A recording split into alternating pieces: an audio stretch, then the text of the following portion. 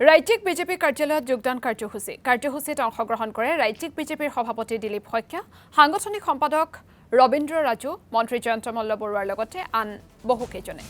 বিভিন্ন দল সংগঠনৰ অৰ্ধশতাধিক নেতাই আজি আনুষ্ঠানিকভাৱে পিন্ধিলে গেৰুৱা বসন।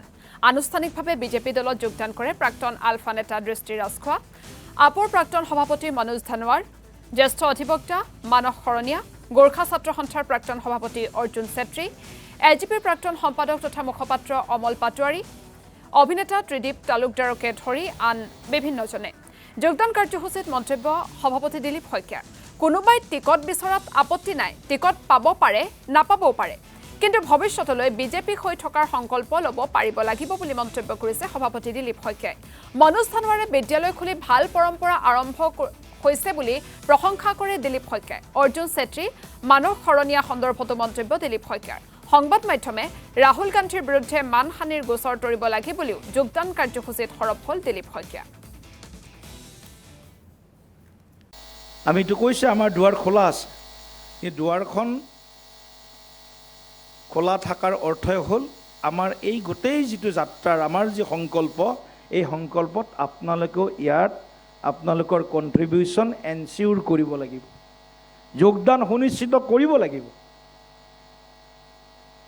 কোনোবাই সাংসদ হিচাপে হয়তো কেতিয়াবা প্ৰাৰ্থিত্ব বিচাৰিব পাৰে, কোনোবাই বিধায়ক হিচাপে কেতিয়াবা প্ৰাৰ্থিত্ব বিচাৰিব পাৰে, কোনোবাই অন্য নিৰ্বাচনত প্ৰতিদ্বন্দ্বিতা কৰিব বিচাৰিব পাৰে।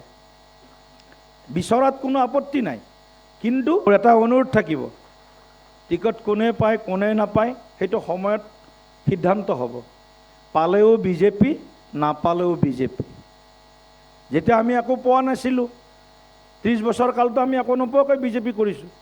আজি কোনোবা আহিয়ে যদি টিকেটটোৱে যদি প্ৰধান কাম্য হৈ যায়, তেতিয়া কথাটো কিন্তু ইয়াৰ মিনিংটো বেলেগ হ'ব। বিচৰাত কোনো আপত্তি নাই, আৰু পাবও পাৰে কোনোবাই তাৰ মাজত, নাপাব বুলি কোনো কথাও নাই, আৰু পাব বুলি কোনো গেৰাণ্টি নাই। এই কথাটো স্পষ্টভাৱে কৈছোঁ। আজি যিসকলে যোগদান কৰিলে জীৱনৰ শেষ বিন্দু তেজ টকালৈকে, শেষ উশাহ টকালৈকে যাতে বিজেপি এৰি নাযায়, এই কথাটো আজি আপোনালোকে সংকল্প ল'ব।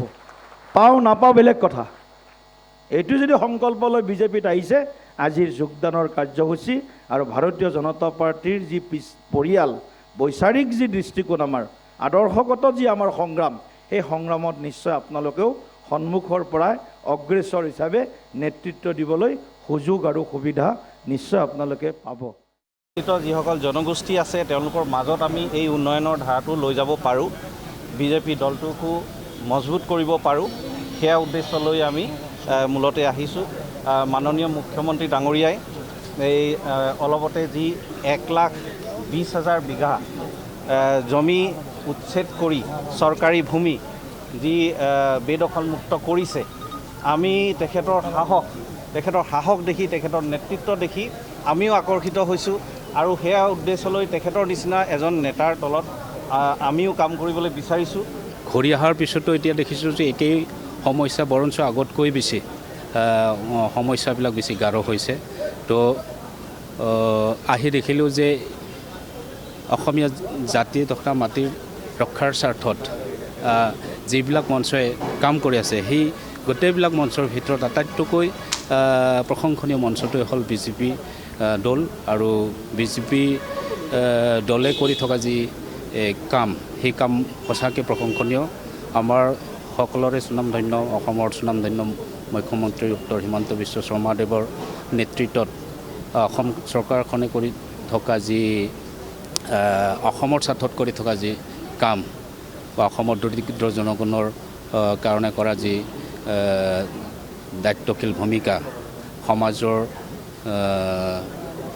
ৰক্ষাৰ কাৰণে, সমাজখনক সুৰক্ষা কৰাৰ কাৰণে যি তেওঁলোকৰ কৰ্মসূচী বা কৰ্ম আঁচনি, এইবিলাক দেখি মই আপ্লুত হৈছোঁ।